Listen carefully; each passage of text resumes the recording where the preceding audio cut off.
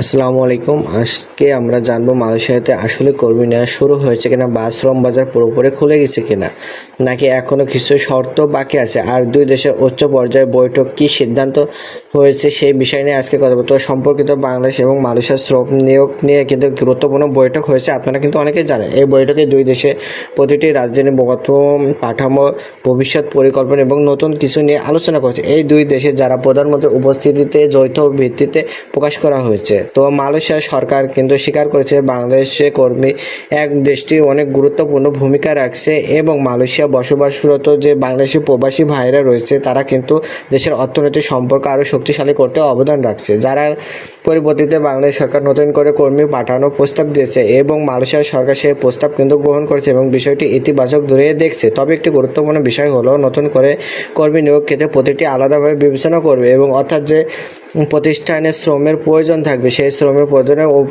যে সরকার প্রয়োজন থাকবে সেই সরকার অনুমোদিত দিয়ে কিন্তু তারা প্রতিনিধিত্ব করতে পারবে এবং নিয়োগ প্রক্রিয়াটি কেমন হবে সেই নিয়ে কিন্তু দুই দেশ একমত হয়েছে। নিয়োগ স্বচ্ছভাবে কোনো ধরনের বৈষম্য থাকবে না, ন্যায্য প্রতিযোগিতার মাধ্যমে কর্মী নির্বাচন করা হবে এবং শুধুমাত্র অনুমোদিত যোগ্য রিক্রুটিং এজেন্সির মাধ্যমে কিন্তু সম্পূর্ণ করা হবে। তো আরেকটি গুরুত্বপূর্ণ বিষয় সিদ্ধান্ত নিয়েছে যে বাংলাদেশ বা মালয়েশিয়া ওয়ার্কিং গ্রুপ বা JWGL বৈঠক করবে, আর এই বৈঠকে বর্তমান সমঝোতা স্মারক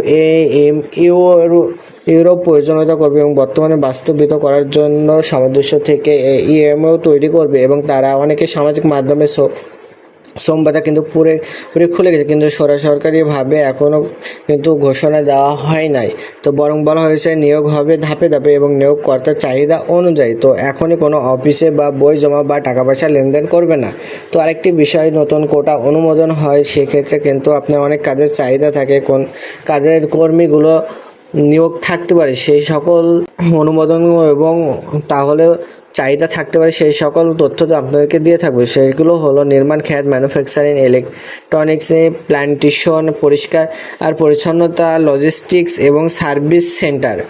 তো এই প্রত্যেকটা অনুমোদন সেক্টরে কিন্তু প্রচুর লোক, কোন খাতে কতজন লোক নেবে সেই বিষয়ে কিন্তু এখনও সরকারিভাবে ঘোষণা করা হয়নি। তো বাংলাদেশ সরকার যে যাতে করে কম খরচে স্বচ্ছ এবং নিরাপদভাবে মালয়েশিয়াতে কর্মী যেতে পারে এজন্য দুই দেশ নিয়মিত আলোচনা চালিয়ে যাচ্ছে। তো গুরুত্বপূর্ণ বিষয় হচ্ছে এখানে যতক্ষণ পর্যন্ত সরকারি বিজ্ঞপ্তি প্রকাশ না হয় বা কোনো ব্যক্তি বা প্রতিষ্ঠানের কাছে টাকা পয়সা জমা দেবে না, সব মিলিয়ে বলা যায় যে বাংলাদেশ এবং মালয়েশিয়ার শ্রমবাজার নিয়ে ইতিবাচক অগ্রগতি হচ্ছে এবং দুই দেশের নতুন করে কর্মী নিয়োগ পদ যাতে আরও সহজ হয় সেসব বিষয় নিয়ে কিন্তু আলোচনা করছে। তো আমাদের সরকার বলেছে যে ইনশাল্লাহ এই মাসের লাস্টের দিকে 25 থেকে 30 তারিখের ভিতরে ইনশাল্লাহ মালয়েশিয়ার কিন্তু লোক নেওয়া শুরু হয়ে যাবে। তো আপনারা যারা নতুন করে যেতে যাচ্ছেন তারা অবশ্যই আপনার পাসপোর্টের মেয়াদগুলো বেশি রাখবেন এবং সব কিছু কাগজপত্র কমপ্লিট করে ধরে বসে থাকবেন, যে কোনো মুহূর্তে আপনাদের এগুলো চালু হয়ে যেতে পারে। তো বন্ধুরা অবশ্যই আমাদের ভিডিওটি ভালো লাগে ভিডিওটি লাইক দিন, শেয়ার দিন এবং পাশে থাকা বেল আইকনটি